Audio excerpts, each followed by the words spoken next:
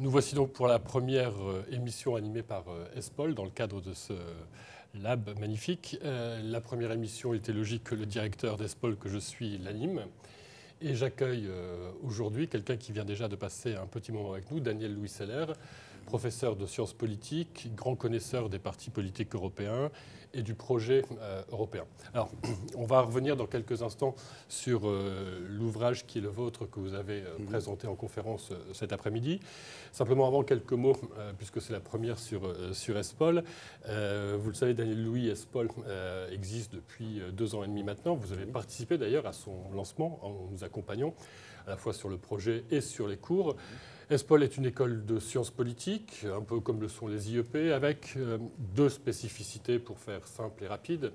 À la fois le caractère multilingue, multiculturel, puisque plus de 50% des cours sont en anglais ou dans d'autres langues vivantes, mais également cet engagement européen. Et c'est un peu ce qui nous réunit aujourd'hui. Après tout, l'Université catholique de Lille, de tradition, soyons très clairs, démocrate chrétienne, a un message à donner sur la construction européenne. Aujourd'hui, le projet européen est un peu en panne. Le fait de lancer une école où les enseignants, les intervenants, mais surtout les jeunes générations que nous formons, puisque c'est avant tout pour eux que nous travaillons, se relancent dans une réflexion sur le projet européen, que faut-il en faire. Voilà un petit peu le projet de départ d'ESPOL. Alors l'Europe, vous en avez parlé cet après-midi. Elle est en panne, on connaît des crises directement en Europe avec la Grèce, à côté de l'Europe avec l'Ukraine. Qu'est-ce qui historiquement déjà peut éventuellement nous donner quelques éclairages, Daniel Louis? Mais le but justement de mon livre que j'ai présenté cet après-midi, c'est d'essayer de voir derrière la construction européenne le substrat culturel, politique qui le sous-tend. Et le problème, je dirais, de l'Union européenne, c'est beaucoup de choses, mais c'est aussi, et ça touche à nos ennuis immédiats, d'avoir accueilli des pays qui culturellement ne faisaient pas partie de l'ancienne Europe. Au fond, on a confondu vers 1980 Périclès et Papandréou, comme on confond maintenant Démosthène et M. Tsipras. Je veux dire qu'on a fait beaucoup d'erreurs. La Grèce a une autre histoire. Elle a une histoire culturelle, elle appartient au monde byzantin, elle est plus proche de la Bulgarie, plus proche d'autres pays. Donc, l'Europe, à l'origine, c'est l'Europe démocrate chrétienne dont tu as parlé, c'est-à-dire l'Europe des 6, l'Europe de la dorsale européenne, d'où tous les pères fondateurs de l'Europe venaient de cette région. Schumann, Lorrain, Van Zélande, Spaak, belge, Beck, luxembourgeois, d'ailleurs tous sauf Spaak, démocrates chrétiens, des Gasperi, etc. Donc l'Europe avait une cohérence culturelle, puis elle s'est élargie progressivement. Et l'élargissement, en fait, a bien fonctionné avec des pays qui avaient la même tradition culturelle. Et on aime ou on n'aime pas la religion, mais le fait est, c'est que l'appartenance à ce qu'on appelait jadis la Christianitas, à ce que Christophe Pomian appelait le nouvel espace latin, c'est-à-dire l'ensemble des pays de tradition catholique latine qui se sont diversifiés, devenus protestants pour certains, laïcs ou sécularistes pour d'autres, mais qui ont en commun cet héritage chrétien, catholique, occidentale. Et dès qu'on passe dans l'autre partie du bassin européen, si je puis dire, dans la Méditerranée orientale, on est dans une autre culture, qui est une culture byzantine. Braudel l'avait déjà montré. Et finalement, on recueille un peu ce qu'on a semé.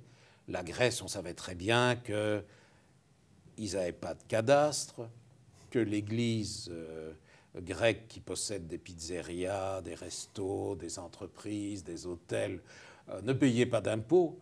Je comprends pour les biens d'église, mais pour les hôtels, ça me paraît un peu plus discutable. Tout ça, on le savait.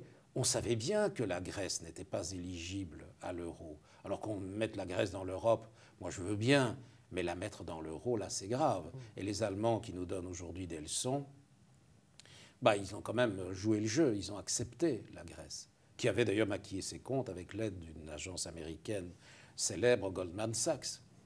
Tu vois, On parlait tout à l'heure aussi de l'Ukraine. Alors cette fois-ci, on n'est pas sur le territoire de l'Union, mais c'est aussi à travers l'identité, l'histoire qu'on comprend la crise actuelle. Absolument. L'Ukraine, en fait, il y a 2 parties très profilées et une partie intermédiaire. L'intermédiaire, c'est Kiev. Et puis vous avez l'ouest de l'Ukraine qui fut polonaise pendant très longtemps, qui n'a jamais été russe, sauf en 1945, quand même avant, au moment du pacte germano-soviétique, quand les soviétiques s'en sont emparés, puis les Allemands sont venus, etc. Donc l'Ukraine occidentale a été polonaise, elle a été austro-hongroise auparavant, elle est catholique latine ou gréco-catholique, elle a une toute autre constitution, une toute autre culture, ces gens se sentent profondément européens. Puis il y a une Europe, une Ukraine orientale, où on ne parle que le russe depuis des décennies, depuis même des siècles, qui est intégré depuis longtemps dans la Russie. Je ne veux pas légitimer les agitateurs du Donbass, mais bon, on comprend culturellement et historiquement leur position. Et puis au milieu, il y a cette Ukraine intermédiaire qui est aussi orthodoxe, qui est bilingue, on y parle aussi pas mal russe, mais elle a été moins russifiée. Et donc elle a une identité ukrainienne, c'est-à-dire que c'est l'alliance de l'Ouest et du centre qui fait la bascule. Et au moment des élections, ça se retrouve. Les partis ne sont pas les mêmes, etc. Par exemple, l'ancien président qui a chuté maintenant avait été élu par l'Est et le centre contre l'Ouest. Et les alignements politiques sont toujours dans ce sens-là.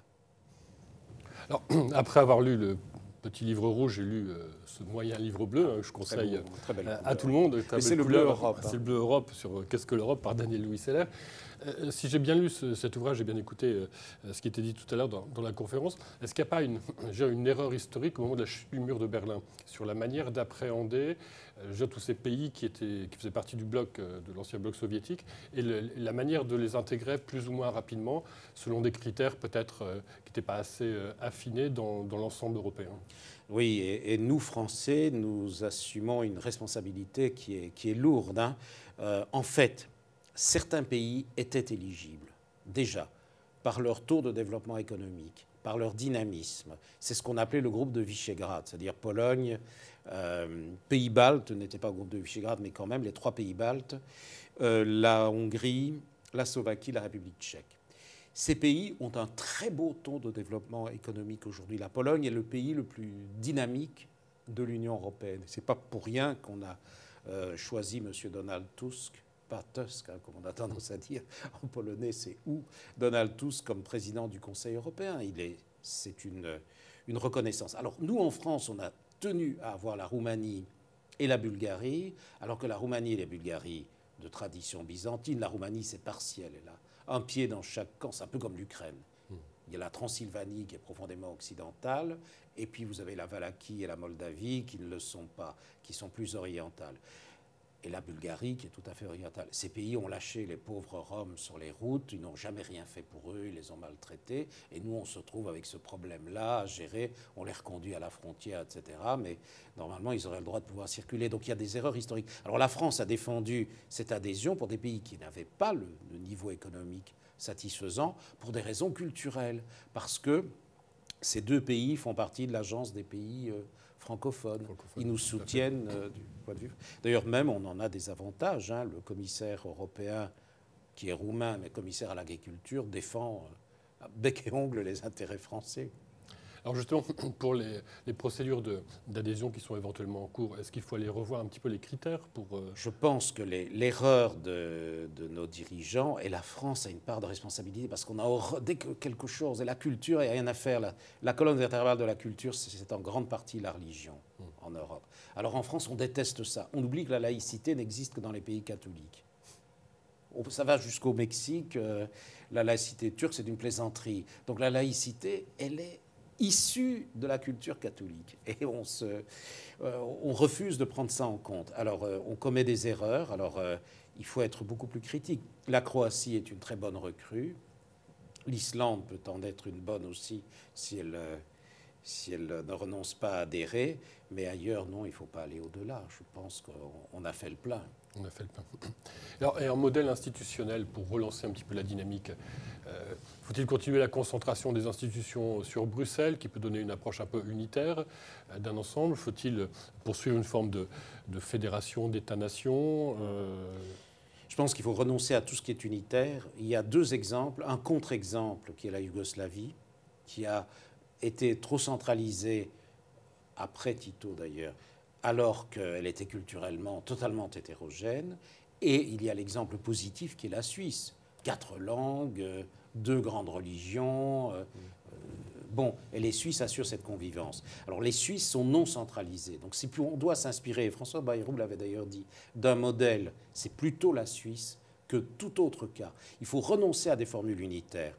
Donc le fait qu'il y ait plusieurs capitales, mais c'est très positif. C'est une tradition fédérative. Je crois que la solution, c'est une fédération d'États-nations qui respecte la souveraineté des États. Peu importe après tout les procédures de décision, ce qui compte, ce sont les décisions. Ce qui compte, c'est que l'Europe puisse fonctionner, qu'elle puisse prendre des décisions. Et c'est là qu'il faut regarder ça. Ceci dit, l'existence d'un président du Conseil, d'un président de la Commission, d'une responsable de la politique étrangère, tout ça c'est très positif. Le fait que la Commission soit à Bruxelles, qu'elle y reste, le Parlement devrait être totalement à Strasbourg. On peut comprendre que pour les commissions parlementaires, ce soit intéressant de siéger à Bruxelles, près de la Commission, mais pour le reste, il faut défendre Strasbourg bec et ongle, et que Luxembourg soit la capitale judiciaire, juridique de l'Europe. Et de toute façon, la BCE est à Francfort, donc il faut disperser il faut éviter le jacobinisme européen ou l'unitarisme européen, parce que l'Europe, si elle devient une fédération, sera de toute façon une fédération multiculturelle et multinationale.